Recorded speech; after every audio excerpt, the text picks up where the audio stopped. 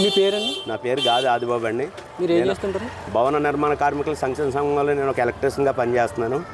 మా యొక్క జీవనోపాధి 5 సంవత్సరాల నుంచి కూడా మా భవన నిర్మాణ కార్మికులు ఇసుక 1600 ఉండవలసింది 5000 రూపాయలకి వెళ్ళిపోయి ఈ యొక్క భవన నిర్మాణ కార్మికులు మా సంక్షేమ పథకాలు ఏంటి, భవన నిర్మాణానికి కూలీలు అంటే అందరూ కూడా ఖాళీగా అయిపోయింది.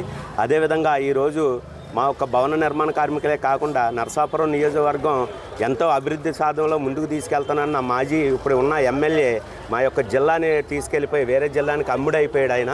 ఆ యొక్క అభివృద్ధి కోసం కూడా మేమందరం కూడా ఈ భవన నిర్మాణ కార్మికులు అందరూ రోడ్డెక్కే పరిస్థితి వచ్చింది. అది కాకుండా మా భవన నిర్మాణ కార్మికుల సంక్షేమ సంఘం నుంచి మా యొక్క రావాల్సిన నిధులు, లేబర్ బోర్డు నుంచి వచ్చే నిధులు కూడా వాళ్ళ పథకాలు వాళ్ళ పేర్లతో మళ్లించి మా యొక్క భవన నిర్మాణ కార్మికులను అందరినీ కూడా రోడ్డు మీద పట్టే పరిస్థితి వచ్చింది ఈ వైఎస్ఆర్ గవర్నమెంట్ ప్రభుత్వం.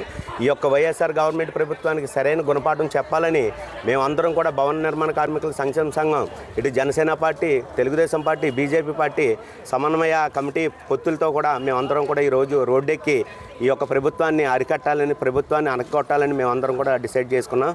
అదేవిధంగా మా కరోనా టైంలో అయితే మా యొక్క భవన నిర్మాణ కార్మికుడికి ఏ రోజు కూడా రాష్ట్రం నుంచి ఒక్క రూపాయి కూడా సహాయ సహకారాలు చేసే పరిస్థితి లేదు. అది కాకుండా మా యొక్క భవన నిర్మాణ కార్మికులకు వచ్చే లేబర్ బోర్డు సంక్షేమ పథకాలు కూడా ఒక నిధుల నుంచి వాళ్ళ ఒక పేర్లు పెట్టి వాళ్ళు మళ్లించేసి ఈరోజు మా యొక్క భవన నిర్మాణ కార్మికుల కుటుంబాలందరూ కూడా రోడ్డు ఎక్కే పరిస్థితి వచ్చింది.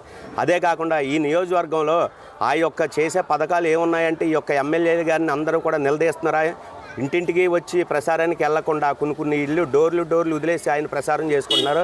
ఈరోజు Janasena party, Telugu Desam party, BJP party పొత్తులతో ప్రతి ఒక్క ఇంటికి వెళ్ళి చెప్తుంటే వాళ్ళు ఒక హారత ఇచ్చి ఈ పట్టు గవర్నమెంట్ మేము డెఫినెట్గా మారుతాం, ఈ యొక్క సైకో నుంచి మార్చి మంచి ప్రభుత్వాన్ని మేము అందరం ఎన్నుకోవడానికి రెడీలో ఉన్నామని చెప్తున్నారు ప్రతి ఒక్కరు కూడా. ఈరోజు మా భవన నిర్మాణ కార్మికులు కూడా అందరం కూడా ఒక మాట మీద ఉండి మేమందరం కూడా మా యొక్క చేతి కార్మికులు అందరూ కూడా ఈరోజు ప్రభుత్వాన్ని మార్చాలని మేము డిసైడ్ చేసుకున్నాం.